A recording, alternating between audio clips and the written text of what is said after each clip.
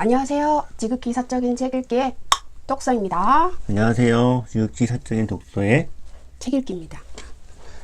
남편, 똑서 남편입니다. 다시 해주시죠. 똑서 남편입니다. 네. 오늘도 상처받지 않는 영원 바로 이어서 할게요.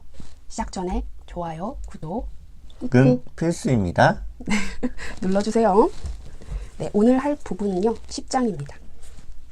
오늘은 마음과 새로운 관계 맺기 시작할게요. 똑서 남편님 얼마 전에 건강검진 받으셨죠? 네. 그때 결과가 어땠는지 말씀해 주시겠어요? 네. 대사 증후군 주의를 하라는 네. 그런 결과를 받았고요. 네. 심장 질환이 의심된다고 했습니다. 그때 걱정을 많이 하셨죠? 그렇죠. 어떤 걱정을 하셨나요? 우선 무슨 원인이 무엇일까? 그리고 이제 혹시나 그 큰 병으로 가는 단계가 아닌가 하는 그런 걱정이 들었습니다. 검사, 재검을 받으셨죠? 그렇죠. 재검 결과는 어떠셨나요? 다행히 치료보다는 예방과 주의를 하라는 결과를 받았습니다. 검사 받기 전에 네. 아까 그 나온 결과가 대사증후군, 네. 그다음에 신장, 질환, 의심 예, 다 주의를 하는 예, 그런 걸 걱정하신 적은 없으시죠? 검사 받기 전에는. 전혀 없었습니다. 네, 그럼 여기서 말씀드리겠습니다. 누구나 건강할 때는 우리 몸에 대해서 생각을 전혀 하지 않습니다. 그렇죠. 건강할 땐 이것을 먹어야 돼. 아, 저걸 먹으면 몸에 안 좋아. 운동을 해야 돼. 그래야 건강해져. 라고 생각을 하지 않습니다. 대부분 어떤 문제가 생겼을 때, 몸이 안 좋아졌을 때 건강을 생각합니다. 그렇죠? 그렇죠. 건강하지 않은 마음 상태도 건강하지 않은 우리 몸 상태와 똑같습니다. 자꾸 마음이 찌꺼리는 이유가 뭘까요? 지난번에 말씀드렸다시피 우리 마음에 풀어내야 할 에너지가 뭉쳐 있어서 그렇습니다. 왜 이렇게 마음속에 응어리가 져 있을까요? 우리가 마음에게 불가능한 임무를 부여했기 때문입니다. 어떤 임무를 부여했는지 한번 볼게요. 이 부분 같이 읽을게요. 나는 모든 사람이 나를 좋아했으면 좋겠어. 누구도 나에 대해 나쁜 말을 하지 않았으면 좋겠어. 내가 하는 모든 말은 모든 사람이 좋아하고 받아들였으면 해. 아무도 나를 해치지 않았으면 좋겠고, 내가 싫어하는 일이 일어나는 것을 원하지 않아. 내가 정말 좋아하는 일만 일어났으면 좋겠어. 그리고 이렇게 덧붙인대요. 자, 마음아, 이 모든 것이 실현되게 할 방법을 생각해봐. 밤낮 머리를 싸매고 끙끙대고 하더라도 말이야. 그러면 마음이 이렇게 대답을 한다고 합니다. 하고 있어요. 열심히 연구해볼게요. 이해 가시나요? 네. 우리가 항상 하고 있는 일들입니다. 솔직히. 모든 사람이 나를 사랑했으면 좋겠고요. 나를 좋아했으면 좋겠어요. 나에 대해서 나쁜 말 하는 거 싫죠. 당연히. 나쁜 말 하지 않았으면 좋겠어요. 이렇게 우리는 이런 생각을 갖고 있죠. 결국 이런 마음을 갖고 있어요. 그러면 마음은 만사 잘 돌아가게 하려고 노심초사합니다. 쉬지 않고 부산이 움직입니다. 그래서 그런 짓거림들이 많아진 겁니다. 당신이 불가능한 임무를 부여했기 때문입니다. 네, 여기서 하시고 싶은 말씀 있으신가요? 누구나 나를 다 사랑하게, 좋아하게 할 수는 없으니까 그런 마음에게 그런 걸 부여한다는 건 가혹한 것 같습니다. 그리고 결국 그런 마음들을 우리가 만들어내고 있는 겁니다. 그 원인은 무엇일까요? 그 근원적인 원인이 있을 것 같을 텐데. 똑서 남편님이 아주 중요한 질문을 해주셨어요. 그 근원은 무엇일까요? 우리가 이렇게 마음에게 무리한 임무를 부여하는 근원은 무엇일까요? 우리의 무의식과 잠재의식을 한번 계속 돌아봐야 하는데요. 그 과정에 우리가 계속 책 리뷰를 통해서 한번 알아보도록 하겠습니다. 그 답을 찾을 수 있을까요? 네, 찾을 수 있습니다. 이 책을 통해서요? 이 책만은 아니고요. 계속 나에 대해서 질문을 하고 나를 관찰하면서 분명히 찾을 수 있습니다. 근데 이걸 읽었는데요. 다는 안 읽었지만 네. 좀 내용이 좀 뭐랄까 같은 말을 좀 반복을 한다고 해야 되나? 네, 그런 그리고 부분이 있습니다. 또 쉽게 이렇게 쏙쏙 들어오는 책은 아닌 것 같아요. 예, 맞습니다. 그래서 좀 어렵게 느껴졌습니다. 네. 말씀하셨지만 어렵기 때문에 아마 저자도 같은 말을 계속 반복해서 독자들이 이해할 수 있도록 설명하고 있는 것 같아요. 근데 우리가 이런 마음속의 짓거림, 내 마음이 불편하다는 것을 알게 됐어요. 그러면 이거를 계속 반복하도록 놔둘 수는 없잖아요. 인생을 살아가는데 평화롭게, 평안하게, 고요하게 살고 싶은데 계속 이 상태를 두면 안 되잖아요. 이 고통을 없애기 위해서 그럼 어떻게 해야 되는지 방법이 나와 있습니다. 이 고통을 종식시키려면 자신의 마음이 편안하지 않다는 사실을 먼저 깨달아야 한다. 그런 다음에는 마음이 그런 불편한 상태에 머물러 있어야 할 필요가 없다는 것을 인식해야 한다. 우선은 자각을 하셔야 됩니다. 내 마음이 지금 편안하지 않구나. 그리고 인식을 하셔야 합니다. 지금 내가 이렇게 불편한 상태에 머물러 있어야 할 필요가 없어. 자각과 인식을 하시고요. 마음속이 불편하다 이런 거 느껴보신 적 있으신가요? 많죠. 네, 그때 사례를 한번 말씀을 해주시죠. 구체적인 사례를 해주셔야 됩니다. 계속 추상적이고 뜬구름 잡는 식으로 얘기하시면 잘 이해를 못합니다. 마음속에 불편함? 네, 우선 옳지 않은 행동을 했을 때 오는 불편함이 구체적으로 말씀을 해주세요. 옳지 않는 행동이 뭐였나요? 우선 어제 네, 일인데요.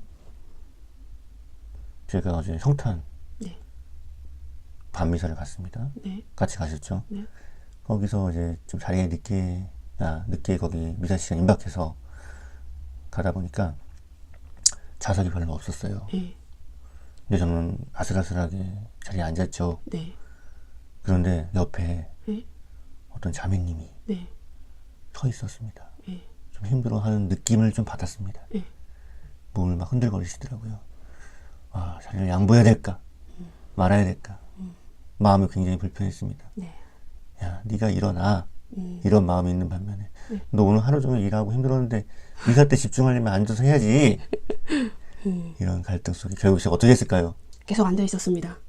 죄송합니다. 불편하셨군요. 그러면서 그 상태에 머물러 있어야 할 필요 없다는 것을 인식은 못 하셨나 봐요. 그래서 저는 또 제 생각만 했던 것 같고, 그 중심으로 그 아주머니는 흔들거리면서 이렇게 운동 삼아 흔들거릴 수도 있잖아요.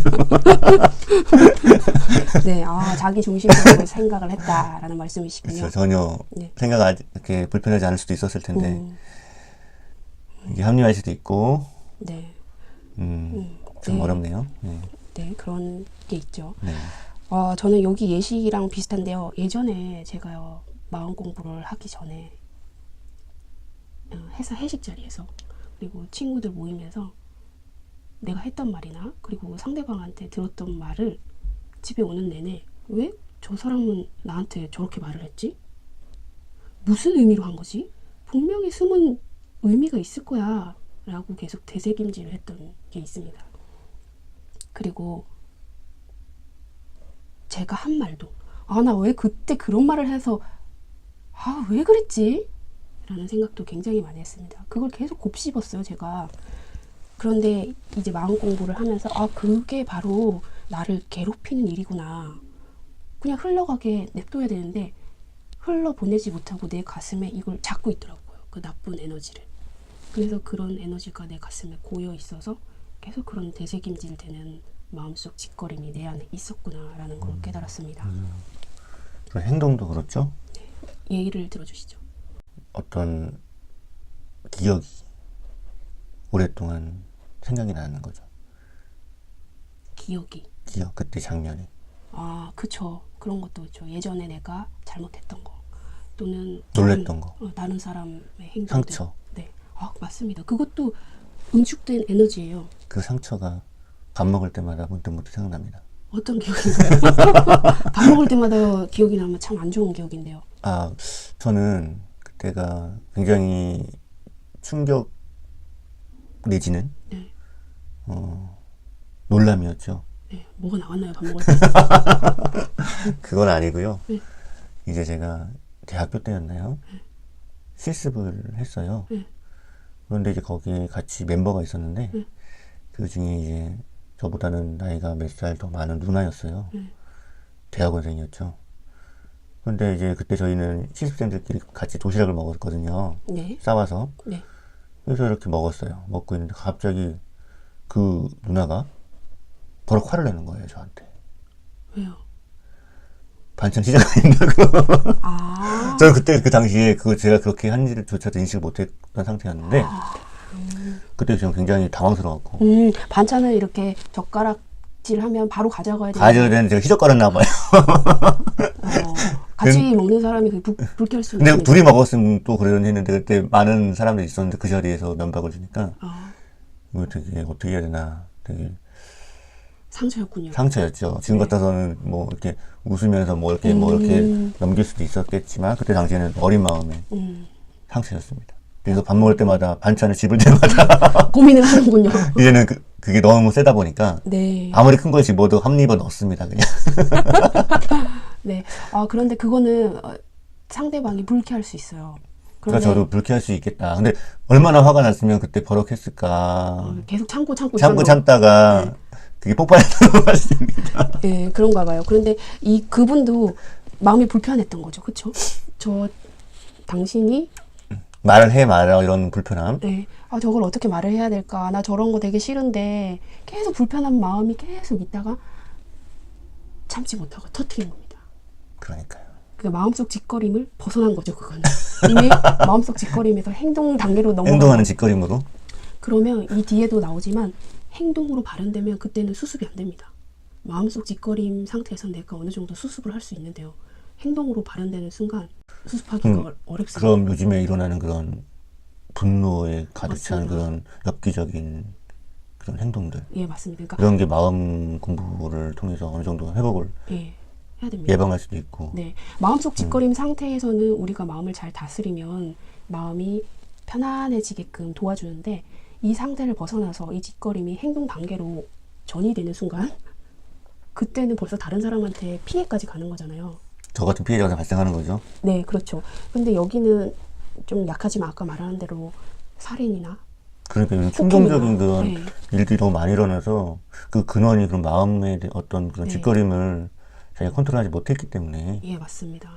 그래서 우리가 마음 공부를 사전에 공부를 해야 됩니다. 내 마음이 불편한 걸 그 사람들도 알았을 거예요. 내 마음속에 계속 이 불편한 것들이 올라오는구나. 그런데 다스리지 못하고 계속 냅두니까 그게 행동으로까지 발현이 된 거고요. 그래서 우리는 그 행동으로 가기 전에 내 마음을 다스려야 됩니다. 그럼 아까도 말했듯이 내 마음이 불편한 걸 인식하는 게 먼저잖아요. 자각을 먼저 해야 됩니다. 자각을 하고 그걸 이제 마음을 공부를 통해서 억누른다는 개념보다는 풀어주는 겁니다. 풀어주면서 예를 들어 그게 진짜 제 행동이 마음에 들지 않았다면 어떤 다른 방법으로 분노의 방법이 아니라 그 뭐 따로 둘이 있을 때 말했다면 얼마든지 제가 그걸 자각할 수 있었을 건데 그걸 분노로 표현했다는 게 어떤 상처를 남겼던 것 같고 그 마음을 자기가 좀 다른 방법으로 풀어줬으면. 맞아요. 네. 그래서 우리가 먼저 내 마음이 불편하다는 걸 자각하는 게 굉장히 중요한 겁니다. 불편한 걸로 계속 살고 있는데 그게 당연한 걸로 느끼는 사람이 굉장히 많아요. 삶은 고해다. 붓다가 이렇게 말을 했습니다. 모든 사람들은 자기 마음이 불편한 거, 삶은 원래 고통스러운 거야 라는 인식을 갖고 있습니다. 그래서 그걸 당연하게 받아들여요. 그렇게 되면 좋아질 리가 없습니다.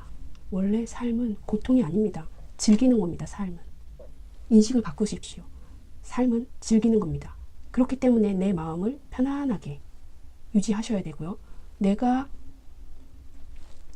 마음이 불편한 것을 자각하고 내 불편한 상태로 머물러 있어야 할 필요가 없다라는 인식을 하셔야 됩니다.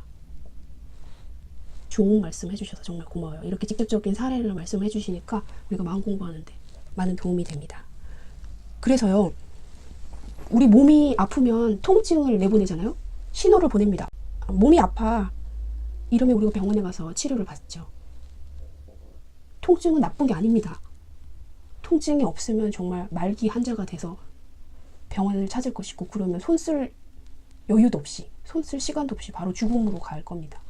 통증이 있기 때문에 우리가 그 통증에 의해서 병을 잡고 그래서 치료를 받아서 다시 건강해지는 것처럼 마음이 불편한 것을 계속 얘기하고 있는데, 불편한 것을 얘기하고 있는데도 그건 불편한 게 당연한 거야, 아픈 건 당연한 거야 라고 하면 아무것도 좋아지는 게 없습니다.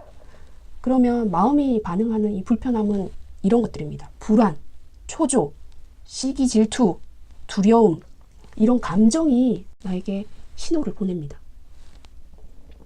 이제 인식을 하셨죠? 네. 내 마음에 불편한 감정들, 그런 감정이 지금 나에게 신호를 보내는 겁니다. 그러면 또 이렇게, 마음은 에고예요. 다른 책에서는 에고라고 하고요. 계속 이 책은 마음이라고 얘기를 해요. 우리가 인식을 했어요. 내가 이 상태에 머무르면 안 되겠다. 변해야겠다. 그럼 첫 번째로 마음이 하는 일이 뭘 것 같으세요? 저항을 할 것 같아요. 네, 저항을 합니다. 그리고 이상하게 다른 방향으로 길을 알려줍니다. 내 마음속에 문제가 있는데 외부에 어떤 걸 바꿔야 지금 네 마음이 편해질 거야 라고 알려줍니다. 예를 들어볼게요. 내 마음이 지금 불편해요. 불편한 게 저 사람 행동 때문에 내가 불편한 것 같아요. 저 사람을 바꿔야겠어요. 저 사람이 저렇게만 행동하지 않으면 내가 편안할 것 같아요. 그래서 그 사람하고 부딪히는 거죠. 싸우는 겁니다. 부부관계도 마찬가지고 어느 관계나 마찬가지입니다. 우리 많이 싸웠죠? 많이 싸웠나요? 네. 상대방 행동이 나를 불편하게 하거든요. 그래서 많이 싸웠습니다. 근데 지금은 어떠신가요? 그렇게 생각하시나요? 지금은 별로 안 싸우죠. 왜 안 싸울까요? 그 사람을 변화시킨 게 아니라 내가 변화되려고 노력하기 때문에 그런 것 같습니다. 마음이 바뀌셨네요. 제 마음을 알아차리고 상대방을 변화시킬 수는 없구나. 결국 내가 변해야 하고 내 마음이 변해야 한다는 걸 알았던 거죠. 이야, 이래서 우리가 삶이 주는 교훈을 무시할 수가 없는 것 같아요. 이 책보다요, 내가 온 몸으로, 내 삶으로 겪어낸 교훈을 따라갈 수가 없습니다. 저 똑똑한 남편님은 독서한 지 얼마 되진 않았지만 몸으로 이미 그걸 겪어냈기 때문에 이제 그 배움까지 이르게 된 것 같아요. 우리가 서로 변화시키려고 했어요. 신혼 때는 내 입맛에 맞춰서요. 그래서 많이 싸웠죠. 그런데 살다 보니까요, 그렇게 되면 변하지도 않고 싸움만 하니까 피곤한 거예요. 불편했어요, 마음이. 그래서 그냥 냅뒀어요. 포기한 거죠. 한편으로는. 한편은 또 그 사람 자체를 받아들인 것이고, 그러면서 그냥 편안해진 것 같아요, 관계가. 이처럼 마음은 처음에 내 안에 있는 문제를 보려고 하는 게 아니라 외부의 어떤 것을 변화시켜서 해결하려고 합니다. 부부관계도 마찬가지고요. 어떤 관계나 내 마음이 불편한 건 상대방이 나를 어떻게 해서 불편한 게 아니에요. 내 마음속에 무언가가 불편한 겁니다. 외부에서 아무리 남편이 행동을 바꾼다고 해서 내 마음이 편안해지는 건 아니에요. 물론 일시적으로 편안해질 수 있는데요. 또 다른 행동이 나를 불편하게 할 겁니다. 반드시 내부의 근원을 찾아서 해결을 해야 돼요. 내가 그 조건을 만족시키면 행복할 거다. 이런 건 좀 많이 했던 거죠. 뭐 대학만 가면 행복할 거야. 군대만 졸업하면 행복할 거야. 제대하면 행복할 거야. 어디에 이사 가면 행복할 거야. 어떤 조건이 만족되면 또 다른 또 조건을 원하게 되고 결국 계속 조건만 채우다가 진정한 행복은 놓치고 사는 게 아닌가 이런 생각을. 네, 맞습니다. 우리가 지금 세상의 기준이요, 조건을 채우는데 급급합니다. 비교를 통해서죠. 네, 이 정도만 되면 괜찮을 거야. 조건만 채우기 급급합니다. 이래선 절대 문제가 해결되지 않습니다. 어떤 사람이 외로워요. 외로움을 많이 타가지고 다른 사람을 만났으면 좋겠다고 합니다. 다른 사람을 만나면 과연 그 외로움이 해결이 될까요? 물론 일시적으로는 해결될 수 있습니다. 그렇지만 근원적으로 절대 해결되지 못합니다. 결혼할 때도 마찬가지입니다. 원래 외로움을 느끼는 사람은요, 결혼한다고 해가지고 그 외로움이 해결되지 않습니다. 자신의 내부에 그 외로움의 근원을 찾아야 합니다. 이런 근원의 문제를 한번 볼게요. 여기 이렇게 나와 있습니다. 사실 외부의 변화는 당신의 문제를 해결해 주지 않는다. 왜냐하면 그것은 문제의 뿌리를 건드리지 않기 때문이다. 근원적인 문제는 당신이 자신을 스스로 온전하고 완전하다고 느끼지 않는다는 사실이다. 이게 핵심입니다. 아까 근원이 무엇이냐고 그랬죠. 근원의 문제가 무엇일까요? 내가 온전하고 완전하다고 느끼지 않기 때문에 이런 결핍의 감정들이 계속 올라오는 겁니다. 우리는 누구나 온전하게 태어났죠. 태어나서 우주와 같은 존재잖아요. 네. 그거를 잃어버렸다는 뜻이죠. 네, 맞습니다. 그래서 우리가 건강한 몸 상태에서는 자신의 건강에 대해서 염려할 필요가 없는 것처럼 우리 자신의 마음이 완전하고 온전하면 우리의 마음이 불편할 이유가 없는 거예요. 그것까지 이해를 하시나요? 네. 당신은 마음에 끊임없는 문제에 길을 맡기는 그런 어리석은 짓을 그만두고 아침에 일어나서 하루를 생각하면서 오늘은 또 무슨 일이 일어날지 근심하지 말고요. 삶을 마치 휴가처럼 일이 재미있을 수도 있다. 가족 생활이 재미있을 수도 있다. 그 모두를 그저 즐길 수도 있다. 라고 하면 된다고 합니다. 긴장 없이 근심 없이 삶을 그저 살아나가면 된다고 합니다. 당신이 원하는 대로 당신 기분대로 만사가 돌아가게끔 해야 한다는 터무니없는 임무로 당신의 마음을 불편하게 하지 마세요. 마음은 그런 일을 해낼 능력이 없습니다. 마음을 그 일에서 해고하고 대신 당신 내부의 문제를 놓아 보내십시오. 자, 이제부터 작은 일부터 시작하라고 합니다. 예를 들어 볼까요? 누군가 당신이 좋아하지 않는 말을 하거나 아니면 더 심하게는 당신을 완전히 무시한다. 길을 가다가 친구를 만났는데 인사를 해도 아는 척도 안 하고 지나쳐버린다. 그들이 당신을 알아차렸는지 못했는지 정말 당신을 무시했는지는 모르는 일이다. 그러면 당신의 마음은 내달리기 시작한다. 자, 이때 좋은 기회라고 생각하십시오. 이건 아무 일도 아닙니다. 화낼 일이 아닙니다. 마음이 불편해질 일이 아닙니다. 이런 소소한 일부터 마음을 해방시키는 훈련을 하라고 합니다. 이런 상황이 닥치면 마음이 찌꺼릴 겁니다. 저 사람 나 무시하는 거야? 내가 인사했는데도 내 인사를 씹고 그냥 지나가네? 뭐야? 이렇게 마음속에서 찌꺼리면 그냥 무시하십시오. 그냥 그 찌꺼리는 걸 지켜보십시오. 당신은 오로지 힘을 빼고 놓아보내는 것밖에 없습니다. 그냥 지나가도록 내버려 두십시오.